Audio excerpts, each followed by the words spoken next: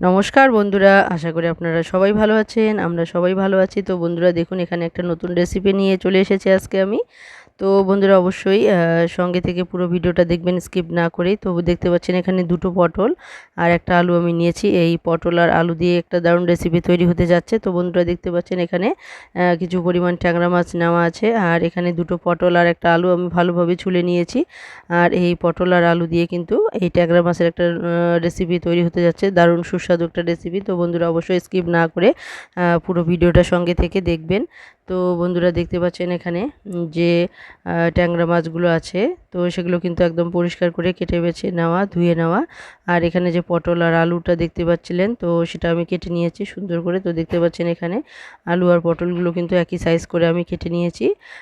একটা আলু আর এখানে দুটো পটল আমি সুন্দরভাবে কেটে নিয়েছি মাঝখানে টুকরো করে পটলটাকে, তারপর চির করে নিয়েছি পাতলা পাতলা করে। আর এখানে দেখুন কড়াই বসিয়ে দিয়েছি, আর কড়াইয়ের মধ্যে তেলও প্রায় গরম হয়ে এসেছে এখানে গেছে। তো তেলটাও তো পুরোপুরি গরম হয়ে গেছে দেখতেই পাচ্ছেন।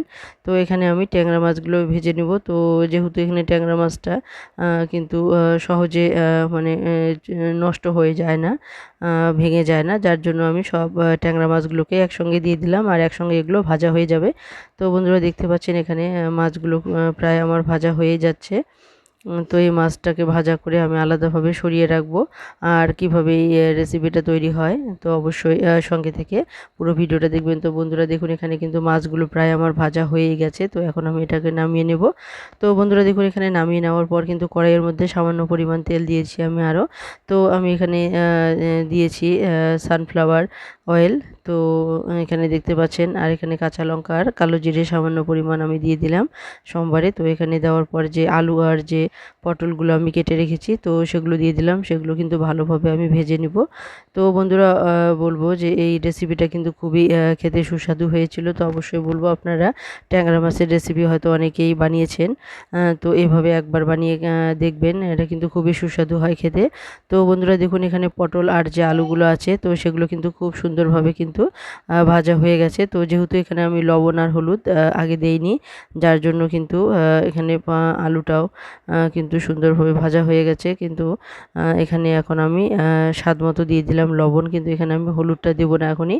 তো তাহলে এর যে পটল আর যে আলুর যে সাদা ভাবটা, সেই সাদা ভাবটা থাকবে। তো আমি চাচ্ছিলাম যে এখানে যে পটল আর আলুর যে সাদা ভাবটা, সেই সাদা ভাবটা যেন সবজির মধ্যে বজায় থাকে।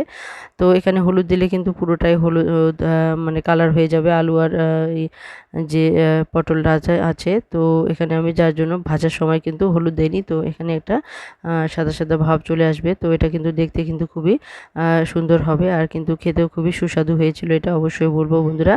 তো আপনারা অবশ্যই ট্যাংরা মাছ নিয়ে এসে যদি এভাবে ঝোল করেন, খেতে কিন্তু খুবই সুস্বাদু হবে। তো বন্ধুরা দেখতে পাচ্ছেন এখানে কিন্তু মশলাটা দিয়ে আমি ভালোভাবে কষিয়ে নিয়েছি।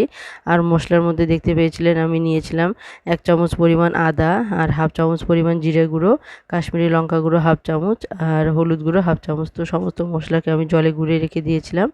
আর এখন দেখুন এখানে কিন্তু কষানো খুব সুন্দরভাবে কষানো হয়ে গেছে, আর মশলাগুলোর থেকেও তেল ছাড়ছে, তো দেখতেই পাচ্ছেন। তো এখন আমি দিয়ে দিলাম জল। তো আমি যে পরিমাণ লবণ দিয়েছি, তো সেই আন্দাজ মতোই এখন জল দিয়ে দিলাম।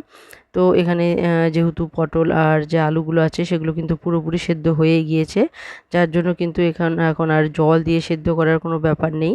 তো যতটুকু প্রয়োজন আমি ঠিক ততটুকুই এখন জল দিয়ে দেবো। আর দেওয়ার পর মাছগুলোকে দিয়ে এখানে কিছুক্ষণ জাল করে নেব। তো বন্ধুরা অবশ্যই আপনারা ট্যাংরা মাছের হয়তো বা স্যুপ খেয়েছেন, তো এভাবে যদি পটল আর আলু দিয়ে যদি করে দেখেন, তাহলে দেখবেন খেতে কিন্তু খুবই ভালো হয়, সুস্বাদু হয়।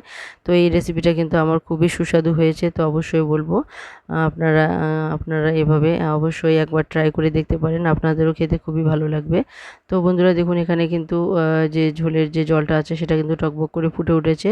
এরপর এখানে যে ট্যাংরা মাছগুলো ভাজা ছিল, সেই ভাজা মাছগুলো কিন্তু আমি দিয়ে দিলাম।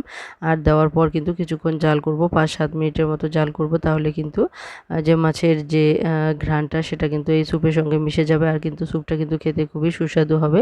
তো বন্ধুরা দেখতে পাচ্ছেন এখানে যে পটল আর আলুগুলো আছে সেগুলো তো সেদ্ধ হয়ে গেছে। আর ট্যাংরা মাছটা দেওয়ার পর কিন্তু যে জালটা করা হচ্ছে, তো এই জালের মধ্যে কিন্তু তো অনেকটাই জল কিন্তু শুকিয়ে এসেছে। তো দেখতেই পাচ্ছেন এখানে এটা কিন্তু একদম মানে পাতলা ঝোল হবে না, একদম আবার গায়ে মাখাও হবে না, বেশ একটু রসালো টাইপের হবে। এটা কিন্তু খেতে খুবই সুস্বাদু হয়েছে। তো অবশ্যই বলবো বন্ধুরা এভাবে একবার ট্রাই করে দেখবেন। তো বন্ধুরা দেখুন এখানে কালারটা কিন্তু খুবই সুন্দর এসেছে, যেহেতু আমি ভাজার সময় হলুদ দেইনি, যার জন্য কিন্তু আলু আর পটলটা কিন্তু সাদা সাদা ভাবটা দেখতেই পাচ্ছেন আপনারা। তো এই কালারটা আনার জন্যই কিন্তু আমি হলুদ দিয়ে ভাজিনি। তো বন্ধুরা এই রেসিপিটা আপনাদের কেমন লাগলো অবশ্যই কমেন্টে জানাতে ভুলবেন না। তো যারা পুরনো বন্ধুরা আছেন, ভালোবাসা নিয়ে সঙ্গে আছেন, এরকমই ভালোবাসা নিয়ে সবসময় সঙ্গে থাকবেন, পাশে থাকবেন। আর নতুন বন্ধুরা যারা দেখছেন অবশ্যই বলবো, যারা নতুন দেখছেন তারা অবশ্যই কিন্তু লাইক কমেন্ট শেয়ার করতে ভুলবেন না। সাবস্ক্রাইব করে বেল আইকনটিকে ক্লিক করে রাখবেন, তাহলে যে কোনো নতুন ভিডিও আসা মাত্রই আপনাদের কাছে পৌঁছে যাবে। তো বন্ধুরা এই পুরো ভিডিওটা আপনাদের কেমন লাগলো অবশ্যই কমেন্টে জানাতে ভুলবেন না। তো বন্ধুরা দেখতে পাচ্ছেন এখানে কালারটা কিন্তু অসাধারণ হয়েছে, আর এই রেসিপিটা কিন্তু খেতে খুবই সুস্বাদু হয়েছে।